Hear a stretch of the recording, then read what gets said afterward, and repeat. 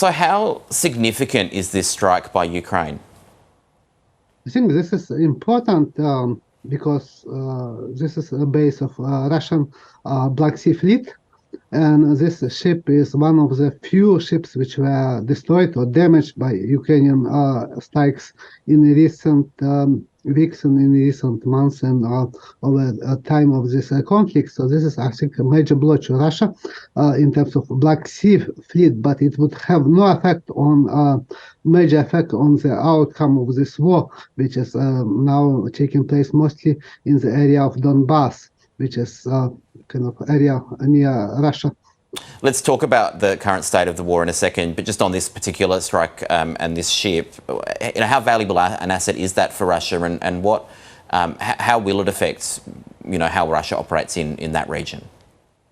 I think this is a ship which was for amphibious landing ship, but according to Ukrainian government reports and to official spokesman of Ukrainian military forces, this ship also had the weapons from Iran and also had Russian missiles, which were used to launch again and strike Ukrainian targets, and so this would have a very significant effect on Black Sea capacity, and not only because this ship was severely damaged or even destroyed, according to videos which I saw online, but I think also because Russia would not be able to station other ships in the same area, in the Feodosia area in Crimea, which is annexed by Russia, and this would mean that it would limit capacity and ability of Russia to strike Ukrainian targets with their missiles, and also would be able to limit ability of Russia to prevent supplies of Ukrainian agriculture goods, in particular wheat and other grain, to other countries via Black Sea, because Russia previously blocked this using military force after the end of agreement to supply this grain with, via Turkey was broken and now suspended, basically. Ivan, this war is now stretching into 2024. I don't know that Vladimir Putin was anticipating that when he first announced that so-called special military operation quite a while ago now. What's your analysis of where the combatants stand now and the overall state of the war? I think now there is basically what looks like a stalemate, very few changes of a front line over a long period of time after failure of Ukrainian counteroffensive to take back the bridge between Donbass, which is annexed by Russia, and also between Crimea, which is another region annexed by Russia. And this counteroffensive failed, and now Russia tries to launch their own offensive against Ukrainian forces. They recently announced capture of small town of Marinka in Donbass, which now completely destroyed, basically.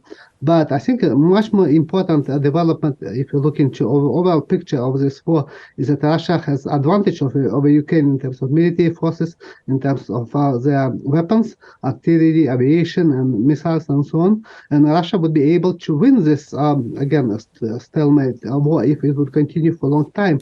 And for this reason, Zelensky government just announced yesterday a mobilization of 500,000 of Ukrainians.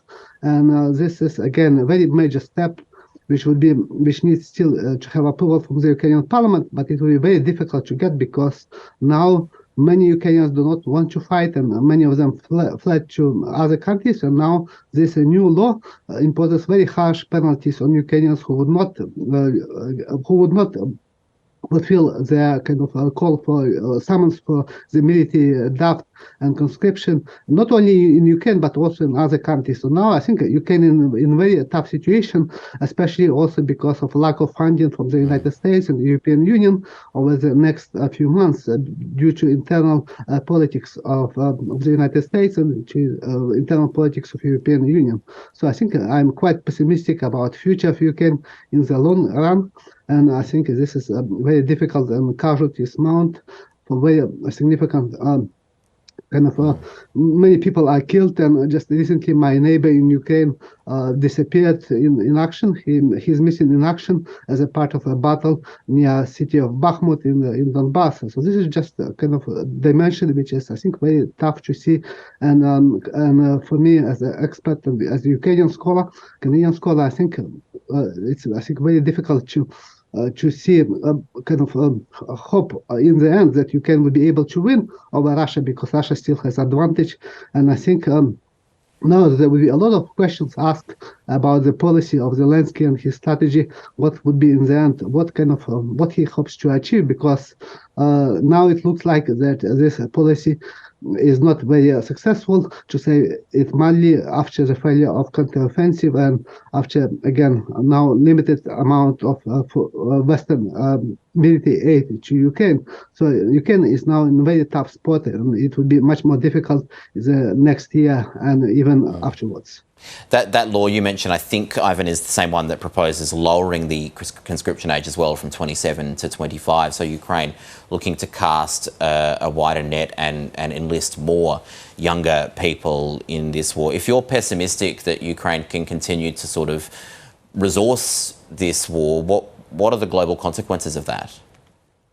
I think just briefly to comment on this law, it not only kind of lowers age of conscription, but also makes people who have disability, like one eye or deaf, or people without lung or blind people are eligible to conscription. And I think this just says, this is just a very revealing kind of sign of situation for Ukrainian forces right now, and very heavy casualties that they sustain. And I think in terms of global implication, this war obviously is very important as well, because it is not only war between Russia and Ukraine, but this is also a proxy war between the West and Russia in Ukraine. And defeat of Ukraine would mean basically defeat of NATO or defeat of Western countries. And in this case, I think this would have major negative consequences, not only for Ukraine, for the future of Ukraine, but also for the future of the West and perception of the military power and political standing of the West in the entire world. And this is, I think, for this reason, this